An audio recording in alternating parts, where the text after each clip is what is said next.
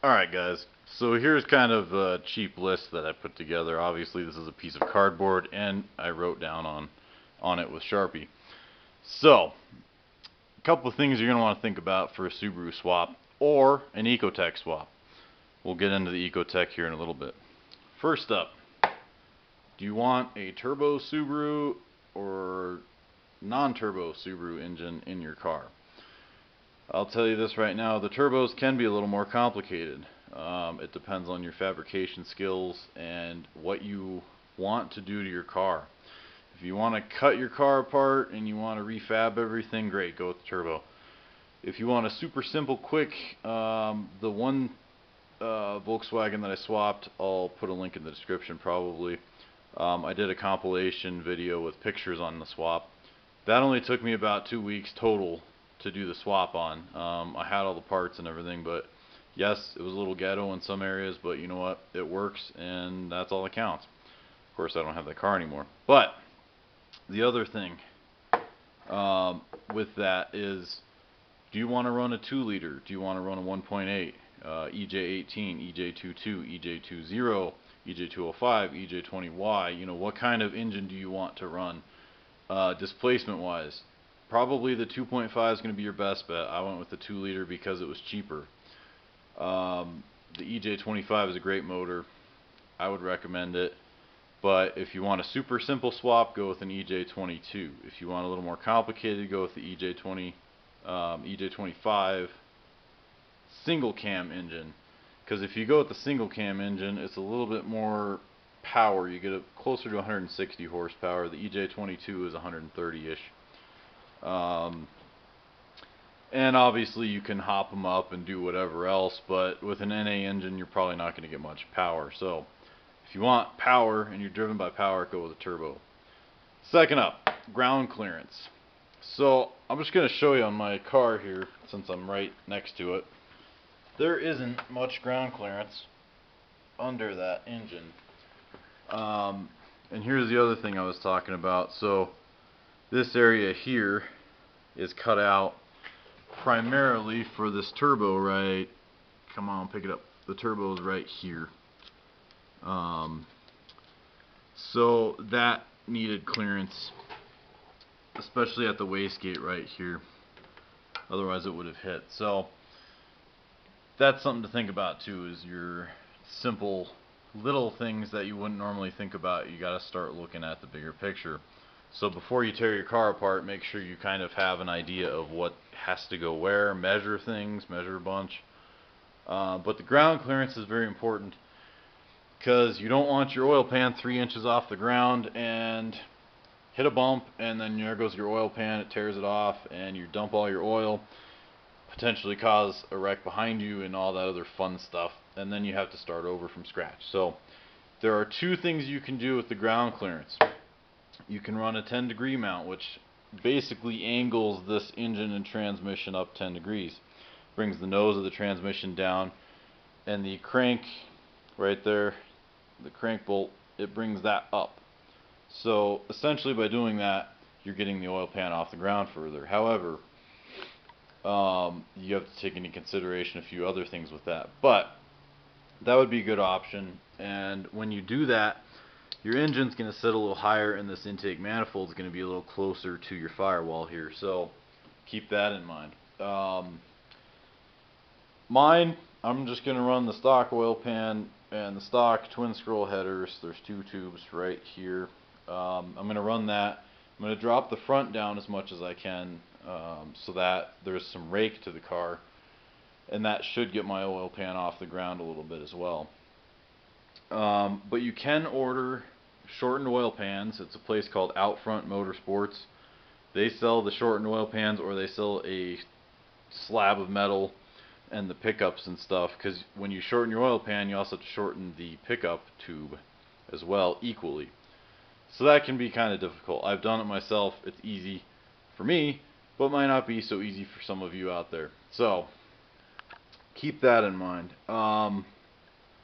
that you're going to want some decent ground clearance. The other thing, wiring. Are you going to run the stock ECU or a standalone ECU? Personally, I've run them both. Well, I'll have run them both once I get this engine done. This engine is going to be powered off of a Mega Squirt, the MS3 Pro Universal standalone, and it has its quirks. I'll have to do a separate video on that because it's kind of time consuming to talk about. But stock ECU is pretty simple. You just get the stock engine harness, and the stock full wiring harness is ideal, and the ECU from a donor car, and you can pull it all apart. You can cut the harness down to where the harness only has a connection between the ECU and the engine. You add your powers and grounds, and that's done. It sounds easy, it is easy, but for some people that aren't familiar with wiring or can't read a wiring diagram, it can be complicated. There are companies that will help you. If you send your harness in, they'll do it for you, or you can buy harnesses. I do it myself because it's cheap. But it's up to you. If you want it done right and you're not quite sure what you're doing, I would always recommend buying from somebody that has tested it and they know it works. Kind of redundant, but do you want dual overhead cam, single overhead cam? One of the things here with the dual cams is normally there's a piece of sheet metal coming down from here. Okay, so when your timing cover's on this is an AVCS, so that's active valve whatever effing system, but it basically controls valve timing. That's all it really does. It's VVT, plain and simple. I don't care what name you have on it, but that's what it does. So this has dual AVCS, meaning it has exhaust and intake cam control on all 4 cams. Now these all stick out pretty far, so when you're trying to fit this into a stock bodied Bug, you might have an issue. I've seen people cut out little notches in their cars for that, but I have yet to address that because I'm not even anywhere close to putting body panels on this thing. So that's an issue that you want to think about. Next up, you're going to need an adapter plate kit. Kennedy Engineering Products, or KEP, K-E-P, I would say makes the best adapter plate ever, and sometimes they're the only ones. There's some off companies making them, but they're pretty dang expensive. If you go to pacificcustoms.com or something like that, Pacific Customs is the name of the company, they have the best price on the adapter plate kit out there currently that I found. So them and More Parts Source, they are very good for parts. Both of those I use a lot. Now the clutch. Now you're going to be pushing 130 minimum-ish horsepower, depending on if you go with a 2.2 non-turbo, probably around 120, 130 horse. You're going to need a beefier clutch probably. Now I've run a stage 2 pressure plate with just a heavy duty disc on my EJ22 swap non-turbo, and it did perfectly fine. It didn't slip, it didn't have any issues. So I guess it depends on what you're doing with it, how you're driving it. This engine here has a stage 4 pressure plate with a heavy duty unsprung organic, I think it might be semi-metallic disc. So it's going to be strong, it's going to grab like nobody's business and hopefully not break anything, but we'll find out. Not too worried about it. Next up is your intake system. Now if you see here, this right here is the front of the engine on a Subaru normally. It is now the back of the engine. So your engines are mounted backwards, obviously. I mean, I'm not taking you for idiots or anything, but for those of you that don't know how Volkswagen's set up, it's reverse. So now your transmission is going to be under there, in front of the engine. Now one thing to think about here is you have your intake manifold. The throttle body on this particular one bolts on here. Okay, so normally this is facing that way towards the back of the car on a Subaru. But on a lot of these you can actually just unbolt these bolts here around the intake manifold, and you can just pick it up and turn it around to where it faces the other direction. It's pretty cool. However, you need to think when you do this, your alternator is going to be right here. So if you do that, you're not going to have enough room most likely for your alternator and the throttle body clearance when you try and run your intercooler piping or turbo piping from here to here. So you really have to think about clearance issues. It's very important. So I'm going to run this, and I plan on probably going to have to cut this bracket up or run a USDM bracket. This happens to be a JDM bracket on there. So I can cut this off here and probably here, and then drop my alternator in over on this side and maybe move the dipstick tube over a little bit to clear it. So that's something you want to think about. Plus, also your intake for the turbo here. I'm just going to run the stock intake right here and then run a filter somehow, but I might have to change that once I get the body in and stuff. But for now, I'm just going to run it like that. And that's another thing, if you run a stock ECU, you're probably going to have to run a mass airflow sensor, so you have to have extra room to plumb that in. On my one car, I just had the throttle body facing the firewall on the Volkswagen, punched a hole through it, went in the car with a 180-degree bend, came back out of the firewall with it, and then put my filter off to the side. Check out my other videos and you'll see more what I'm talking about on that. This one's different though. I'm going to run this one a lot different. Okay, next up, coolant lines. You have a coolant outlet here and a coolant outlet here. So you have to run coolant to those somehow and a radiator, because this is a water-cooled engine obviously, but for those of you that don't know, it's a water-cooled engine. I've run a radiator off of the stock deck lid mounts. I've made mounts and then basically dropped it down, angled the radiator out to where it's kind of sitting out like a wing, and then I put a Ron Loomis Racing wing on top of that. Worked well, it covered it up, it never overheated even though I beat the living crap out of it and drove it on hot days, cold days, whatever. It never had a problem. I had two massive cooling fans on it, but still, I never really had an issue with that. So that's something to keep in mind. If you want to run a front mounted radiator, then you have to get a pipe from here all the way around, all the way up front somehow.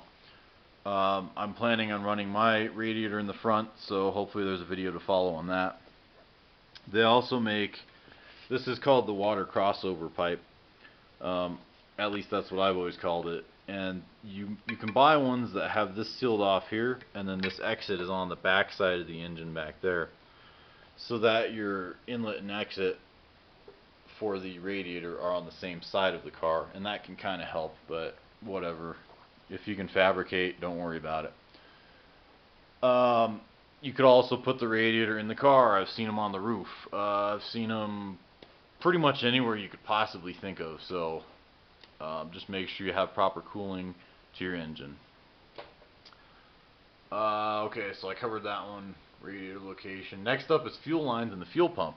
Now, you have a couple options. You can either run a fuel cell, you can run your stock Volkswagen fuel tank, or you can run numerous other options. I'm sure you could probably run a balloon if you wanted. I don't know why you would, but anyway, there's so many options is what I'm trying to say. One of which, this here is a CB Performance Fuel Inlet Outlet T.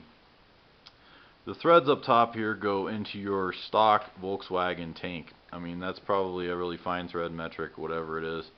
So you unscrew the barb from your fuel tank fitting, and you screw this on with some fuel rated Teflon tape. You want to use fuel rated always when you're working with gasoline and whatnot. And then it adapts to 1/4 inch NPT pipe threads on each end. So you run an inlet here, or a return, and an outlet or a supply on this side. So this is all under your gas tank, your stock gas tank in the front of the car. That's useless to me because I have a fuel cell, which is right there. Come on, focus. Apparently it doesn't want to focus, but anyway, you get the point. I also adapted that one over here to have an in-tank pump, and this is the fuel sending unit here, and then that's a water bottle just jammed in there just so I don't get fumes everywhere. And I'm running -8 AN lines, which are kind of big, but whatever, not a big deal. So think about how you want to run fuel lines. The stock fuel lines are a little tiny. I would recommend bumping those up to probably 3/16. maybe even 5/16. Stock Subaru is 5/16 coming off of this fuel rail here. So these are 5/16 barbs. They're probably metric, whatever, but they measure 5/16 exact. So you're going to want to run at least 5/16. I've run the stock Subaru fuel filter and mounted it up here on the firewall before. So you have many options with that, but just make sure you get a pump that's rated for the proper PSI. Like here's your fuel regulator on this particular engine. Your fuel regulator regulates the pressure. I'm sure you could look it up on Google and get a crash course on it. And all the naysayers will be like, oh, you have to do it this way and that way. It's like, whatever, who cares? So basically, just get a pump that's rated for the pressure that your engine is. I would recommend like a Walbro, what is it, a 250 LPH or something like that. And they run anywhere from 60 to 120 PSI, which is fine because you're running a regulated system. Once you hook it up to the engine, it regulates that way. So don't worry too much about getting the right or wrong pump. You can always run the stock pump, but a lot of pumps now are in-tank pumps. So you need to get probably an external pump if you're going to run it that way. Or you can cut up your stock gas tank and hopefully not blow yourself away welding and cutting on it because there's fumes in it or whatever. I'm sure somebody out there can do it. You fill it with water or whatever. Anyway, that's just a bunch of nonsense. I just went with a fuel cell. But you can do what you want on that. Budget. Okay, where are you going to get the engine? You're going to go to You Pull and Pay? You're going to buy a remanufactured engine, a brand new engine? Are you going to buy a race engine, a stock engine? Are you going to buy a stock engine that's blown and have it rebuilt to your specs? These are all things you need to think about. I, for one, I don't want to spend a lot of money, and call me frugal if you will, but I just don't have a lot of money to spend, so I'm trying to be not penny pinching, but I'm trying to be aware of how much I'm spending and budget it out. So I run the stock block usually, and stock heads and stock cams and everything. This engine should put out a good amount of power without doing all that stuff. And I'm not looking for 800 horsepower or something stupid like that. I just want, 250 to 300. I'd be perfectly happy. Even a little under, whatever. It's still going to be a cool car and fun. So that's pretty much what I would say about that, is budget it out. Make yourself a list. Write yourself a list down, similar to this even, in a notebook. I mean, for all hypothetical sense, or however you want to put that, write yourself a list down, even if it's on a notebook or cardboard or a napkin or something. Just write down what you want. And what you want to do with the car makes a huge difference. Suspension is also going to need upgraded probably, and you're going to look at brakes. You're going to want brakes if you're putting a Subaru engine or any engine that makes over the 60 horsepower or whatever the stock 1600 makes, or less if you're running a smaller engine. You're going to want to upgrade your brakes. Back here on the back, I'm going to run 4-piston calipers, and in the front, probably single or dual piston calipers as well, because I've noticed running discs on the front, I tend to lock them up a lot. So you don't need a whole lot of braking power. I also have a brake bias adjuster for the car now, so I don't have to worry too much about that. But all very good points. And then on the Subarus, there are some little tricks and some little tips that you're going to want to know. So a lot of people put these engines in their Subarus. Okay, and back here there's two lines that my fingers are on. These are the heater core lines. Now, in the Subaru, and I'm sure some engineer is going to come up and comment, oh, you don't know what you're talking about because the coolant line does this. Well, in essence, those two lines cannot be plugged or blocked. You have to at least, the very least, loop a line from this hose around in a U shape to this other one, to this barb. So you have to do that, is what I've been told, and I've always done it, because these lines right here on the water pump, it's basically a bypass. So it goes through the heater core first before your thermostat opens, and that's necessary to open the thermostat, is what I was told.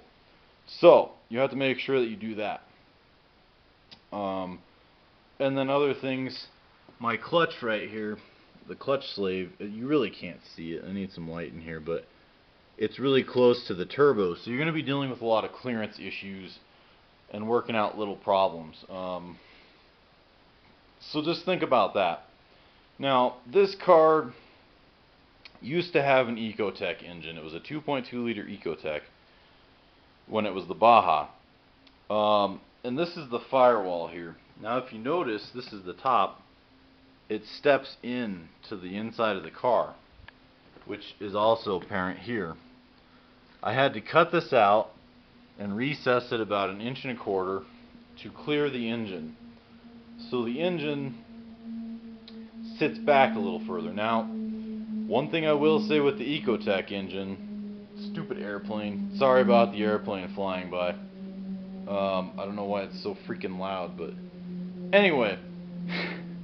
So, one other thing, what was I even talking about? Yes, okay, the Ecotech. So you got these steps right here, and the Ecotech engine will sit back a little further up there, is what I was saying. Then, the oil pan actually sits above the frame horns with an Ecotech.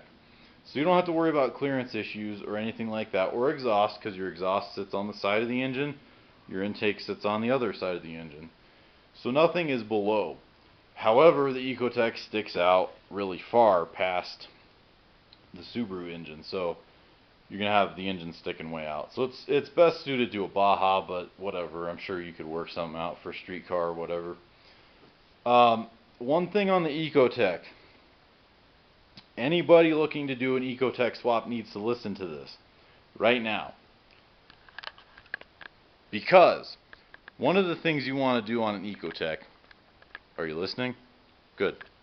One of the things you want to do on an Ecotech is you have to, when you run the stock ECU,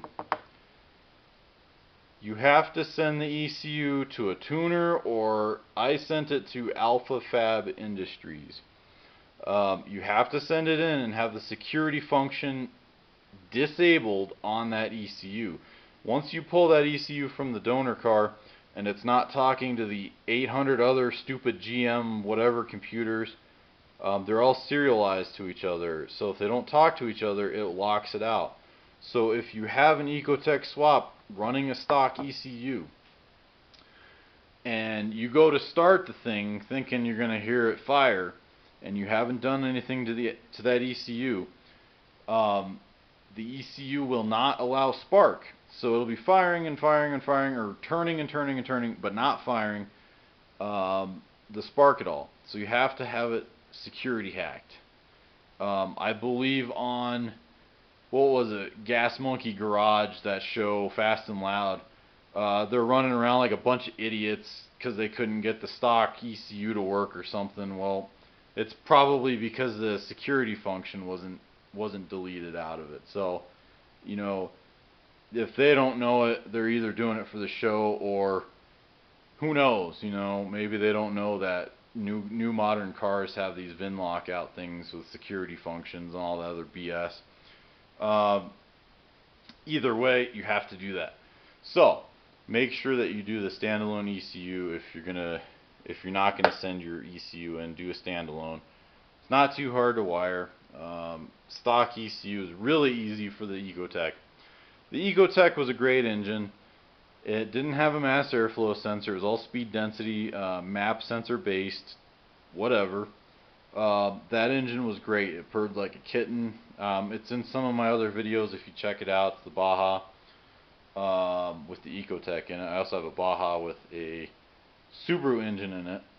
And then this is the newest project, the street car that you see here with the Subaru engine in it.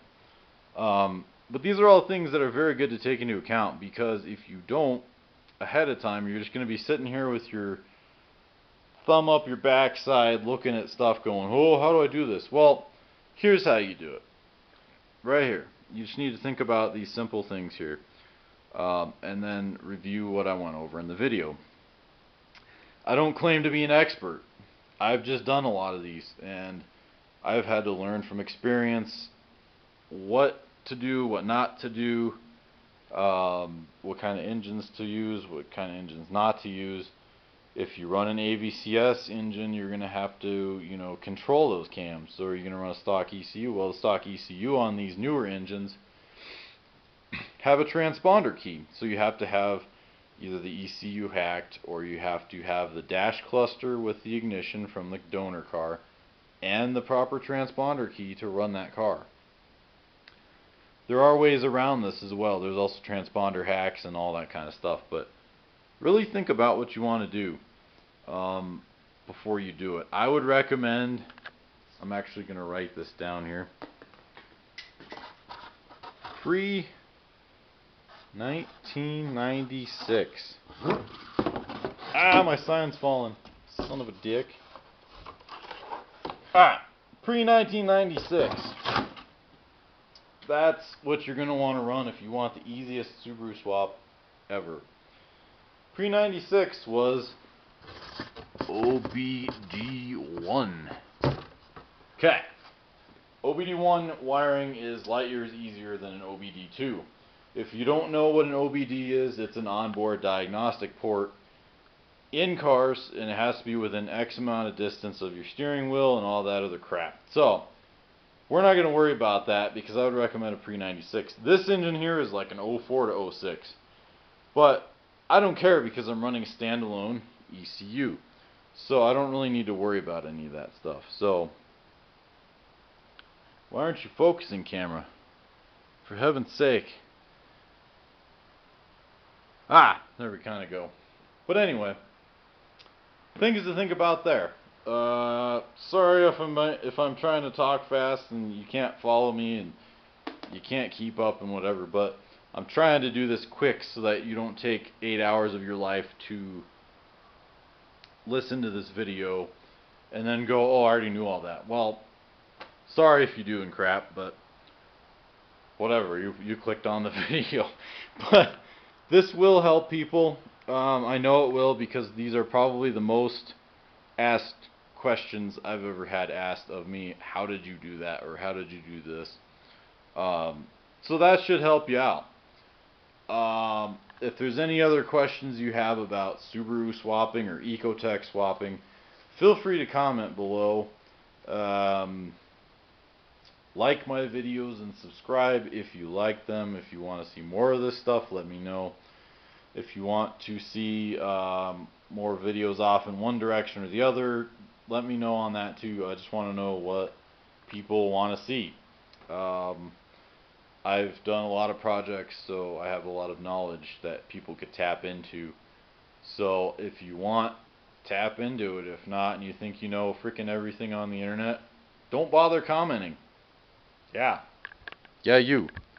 So, but if you're a cool person and you just want help and you're looking to do things by yourself and on your own, and trying to learn is the key, then I will help you. So, have a good day. We'll talk to you later.